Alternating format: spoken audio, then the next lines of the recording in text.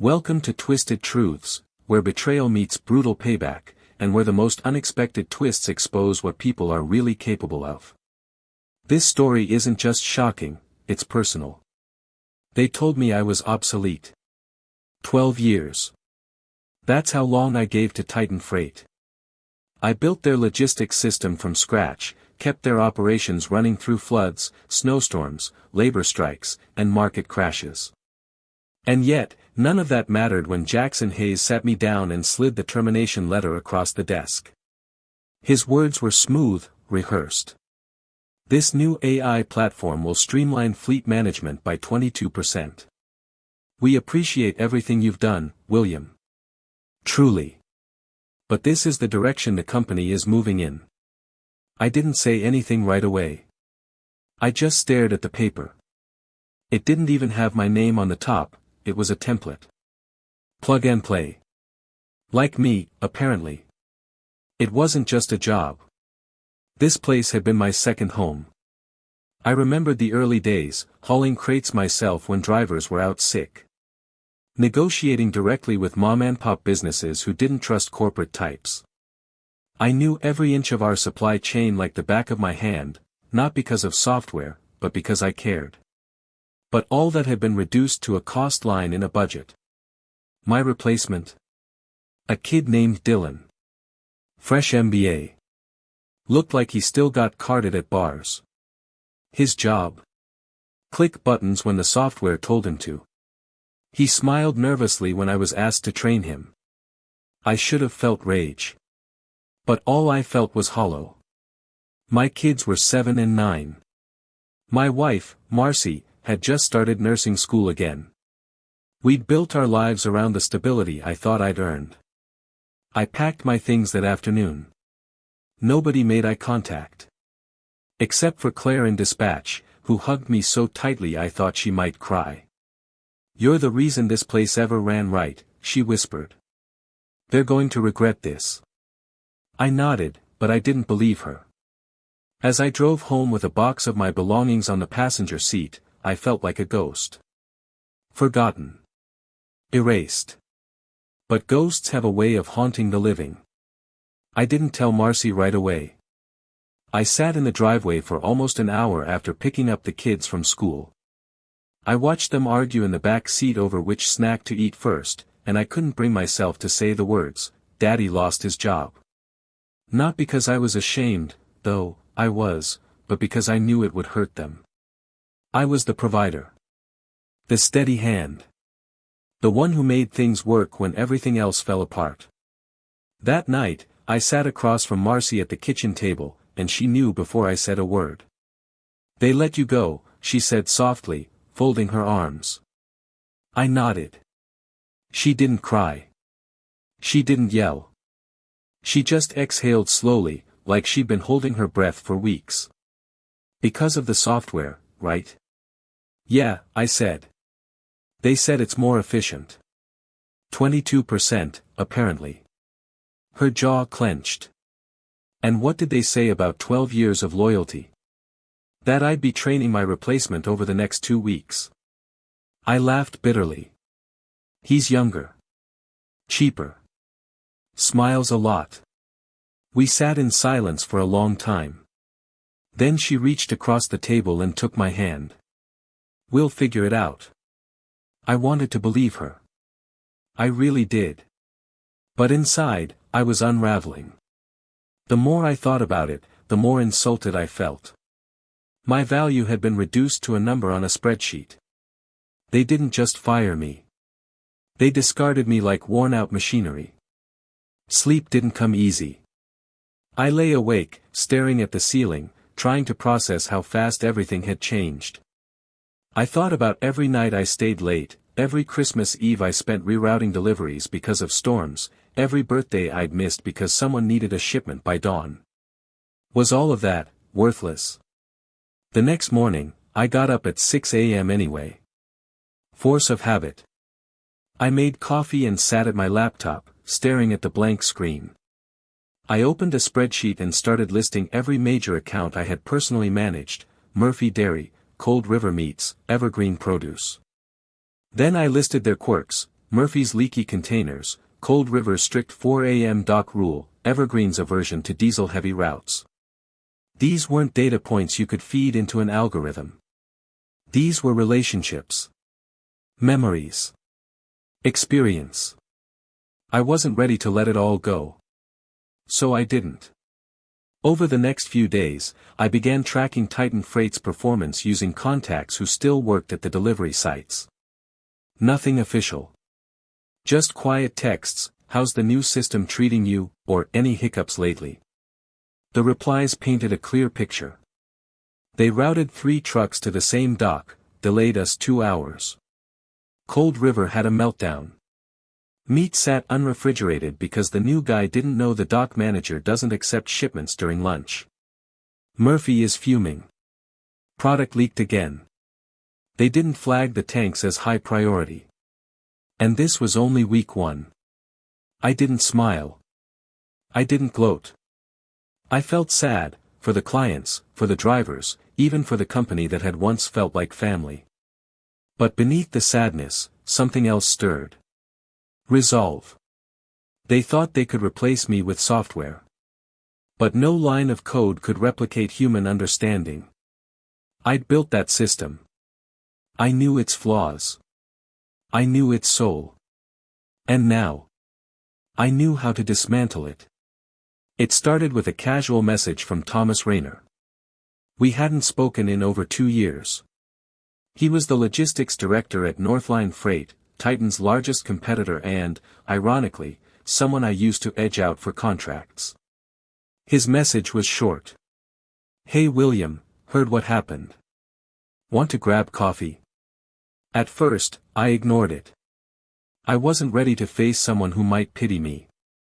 But that night, after another round of texts from old clients complaining about missed deliveries, I stared at the message again. What if this wasn't pity? What if this was opportunity? We met at a diner just off the interstate, the kind of place where truckers ate at 2 a.m. and nobody asked questions. Thomas was already seated, sipping black coffee. Glad you came, he said, gesturing for me to sit. You reached out quick, I replied. He chuckled. Well, news travels fast when Titan fumbles this badly. Murphy, Cold River, Evergreen, they're all grumbling. And they're not the only ones. I leaned in. What are you hearing? He pulled out a notepad and began listing off issues. Delays. Spoiled goods. Dock confusion. Misrouted freight. Honestly, your replacement has no clue how to handle any of it. And the software? Let's just say it's efficient at failing fast. I laughed despite myself. But here's the thing, Thomas continued. These clients aren't just mad. They're looking for alternatives. Some have even reached out to us. I blinked. To Northline. He nodded. But we're not equipped to handle their specific needs. Not yet. Which is why I want to bring you in. I stared at him. You want to hire me? As a consultant at first. Help us customize our routes, adapt to client quirks. You know this stuff better than anyone. I hesitated. You know I used to compete against you for these accounts. That's exactly why I want you. You didn't win those clients on luck, you won them with knowledge. Relationships.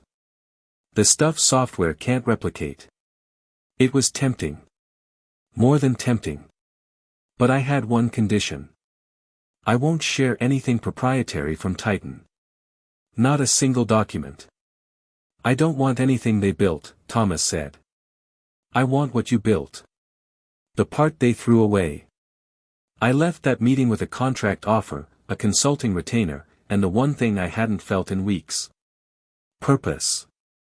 That night, Marcy found me up late with my laptop, spreadsheets open, route maps displayed. What are you working on? She asked. A comeback, I said. I started small. Just mapping suggested improvements for Northline's current fleet based on traffic patterns I'd memorized. But soon, I was talking to clients directly. Not selling, just listening. And one by one, they began asking the same thing. Can you handle our deliveries instead? Murphy was first. Then Evergreen. Then Cold River called, furious after losing a $15,000 shipment due to improper refrigeration. You always made sure that never happened, their manager told me. Because I knew when their valves leak, I said. The software doesn't. Within 3 weeks, I was writing proposals, drawing from everything Titan thought they could replace. And clients were signing. Fast. I didn't feel vengeful yet. But I wasn't naive. Titan's failures weren't just cracks. They were gaping holes, and I was stepping through them. I never sat down and said, I'm going to destroy them. It didn't start as revenge. It started as survival. As dignity. As the need to prove to myself, and to my family, that I hadn't been discarded for nothing. But as I watched Titan Freight fumble, as I listened to old clients grow angrier, a thought began to form. What if I didn't just survive? What if I thrived, right in their shadow? The idea lodged in my brain like a seed. And it grew. Northline was already benefiting. The clients I once served were practically begging for someone, anyone, who could return them to reliability. And I had exactly what they needed. But Titan wasn't just going to roll over and die. Trevor Madsen, the new CEO, was young, arrogant, and obsessed with modernization. He would double down before he admitted failure. I had to be smart. So I made a plan. Step 1, track everything. I built a database of every late delivery, every product spoiled, every misrouted truck Titan botched after I left. Thanks to the relationships I had with warehouse staff, drivers, and site managers, the data rolled in daily. Step 2, let Titan bleed. I didn't rush the clients. I didn't beg for contracts. I waited. Waited until they reached out to me. Until they were ready to switch on their own terms. It made the transition cleaner. Safer. More permanent. Step 3, build a new standard. I worked with Northline's ops team to overhaul their entire logistics framework, integrating not just AI optimization but, critically, human override logic. I trained new dispatchers on client-specific quirks. I wrote manuals. I hosted late-night calls. I bled for them, just like I once did for Titan. And by month 2, we had something better than Titan ever did. A system that worked. Cold River's deliveries were now consistently early. Murphy Dairy saw a 97% improvement in offloading time. Evergreen's produce shipments arrived so fresh they posted about it on social media. One by one, the old clients fell into step behind me, not because I stole them. Because I earned them. Again. The moment that cemented it for me came on a Thursday evening. I was reviewing reports at Northline when Thomas poked his head into my office. You're going to want to see this, he said, handing me his tablet. It was an email from Titan's head of client relations. We've been informed Cold River Meats has officially terminated their contract. Please advise. I leaned back in my chair, my heart pounding, not with glee, but with something deeper. Finality. Titan had just lost their third largest account. Thomas sat across from me. That was the big one. Cold River was the linchpin. The others will follow. I nodded slowly. And when they do, we'll need you full-time. He offered me a permanent senior position then and there. Salary. Equity. Team of my own. I didn't answer right away. Instead, I asked him to help me draw up an acquisition strategy. Because I knew what came next. Titan wouldn't just lose clients. They'd start collapsing. And when that happened, I didn't want to just pick up the pieces. I wanted to own them. The phone rang just past 10 a.m. on a Tuesday. I was in the middle of onboarding a new driver team for Murphy Dairy when I saw the name flash across the screen, Jackson Hayes. I let it ring 4 times before answering. William, he said quickly, like he was afraid I might hang up. We need to talk. I stepped out of the room and shut the door behind me. I thought I was redundant. He ignored the jab. It's about the system. And some, client-specific issues. Trevor and I were hoping you might consider returning. As a consultant. I almost laughed. Almost. You want me to help fix the system you fired me for not being? There was a long silence on the other end. I'll think about it, I said, and hung up.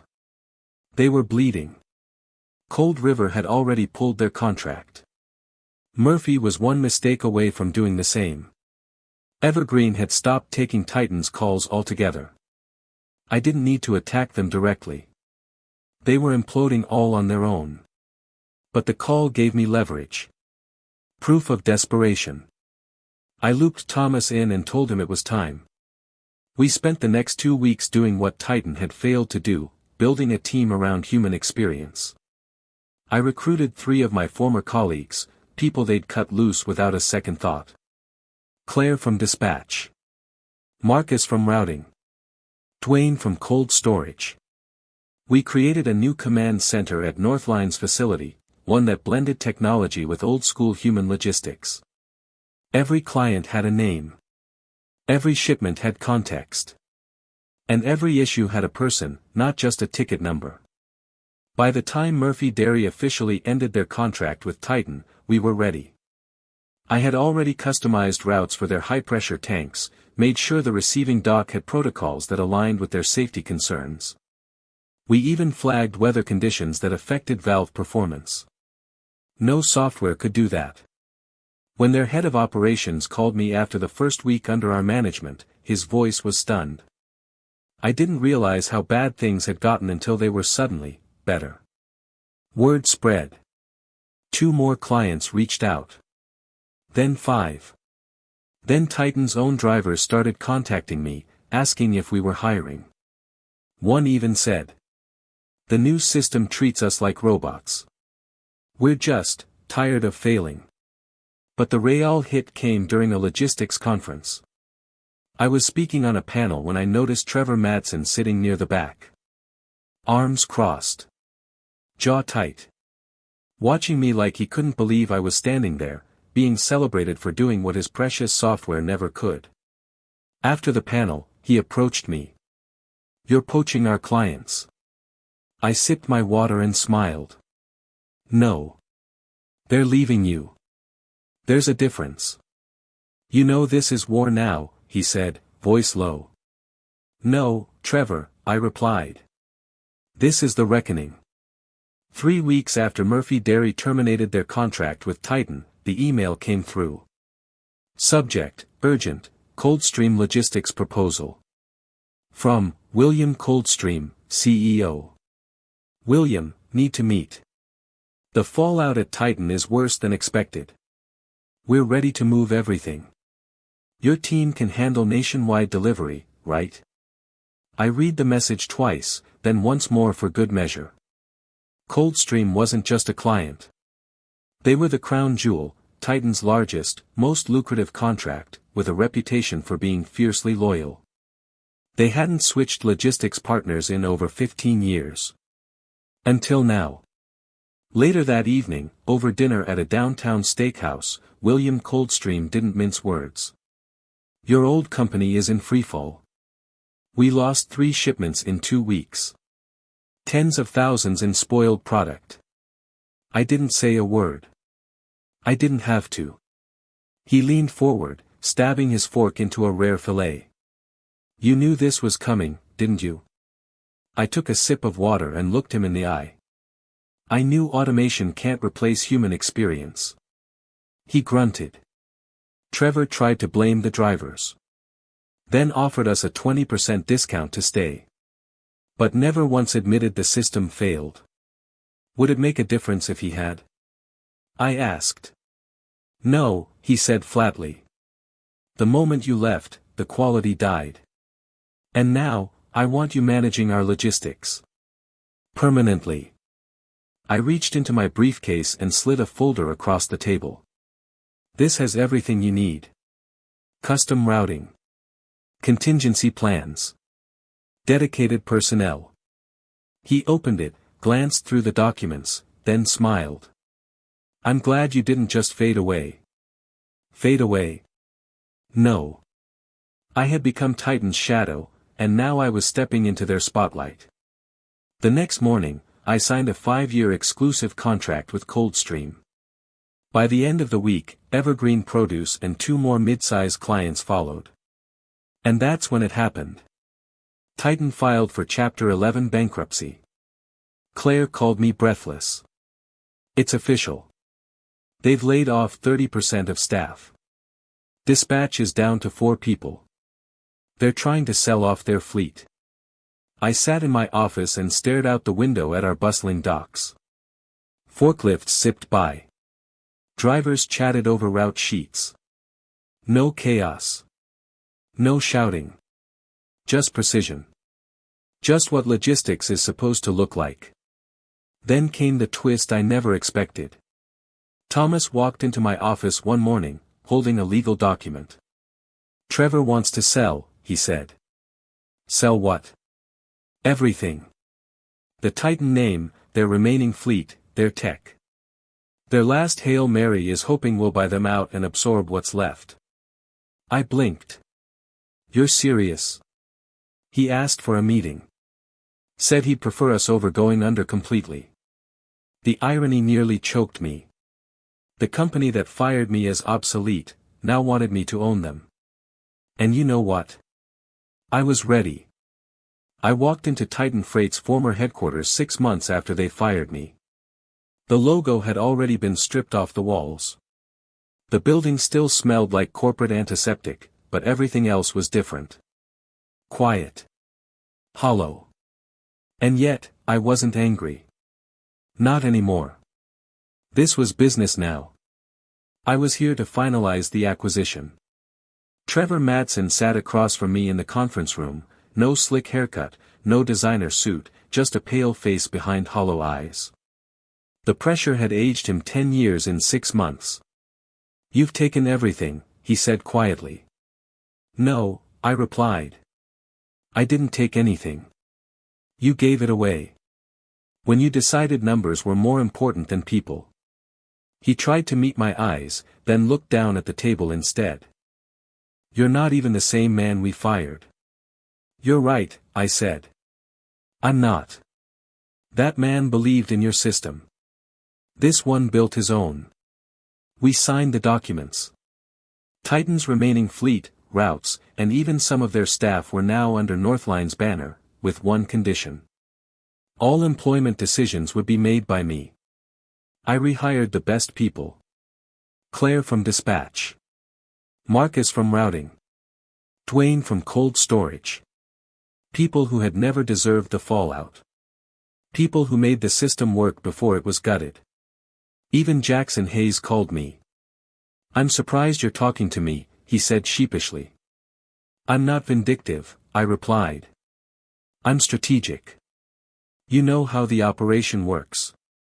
That's useful. He took a job coordinating the merger under me. And Trevor? He faded away. Word is, he moved out of state. Tried to join a tech startup. Maybe automation still sounded better than humility.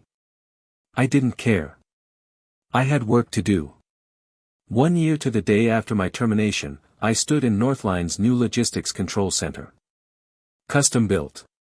Human optimized. Every shipment tracked. Every client preference noted. Every driver given tools and trust. Elaine walked in holding a tablet. Murphy just submitted a new order. Forecast is up 15% this quarter. I smiled. Great. Make sure the handling instructions are updated. And remind Greg not to let those tanks sit longer than 20 minutes. She nodded. Already did. Outside, I watched trucks load up in perfect rhythm. A ballet of timing, precision, and care. I hadn't set out for revenge. I had set out to reclaim my worth. But somewhere along the way, I'd learned that the best revenge isn't sabotage. It's success. The kind of success no algorithm can predict. Because it's built on relationships. On loyalty. On being irreplaceable. I turned to Elaine and said, I'm heading out early. Got a trip planned with Marcy and the kids. Vacation? She asked, raising a brow. I grinned. First one in years. I grabbed my keys, walked out the door, and didn't look back. Because the story of my downfall had already become the blueprint for my rise. In the end, truth has a way of surfacing, even if it comes twisted through pain and betrayal. As one wise voice once said, sometimes your greatest enemy was once your closest ally. If this story struck a chord with you, let us know in the comments. And don't forget to subscribe, share, and spread the word, because justice deserves to be heard.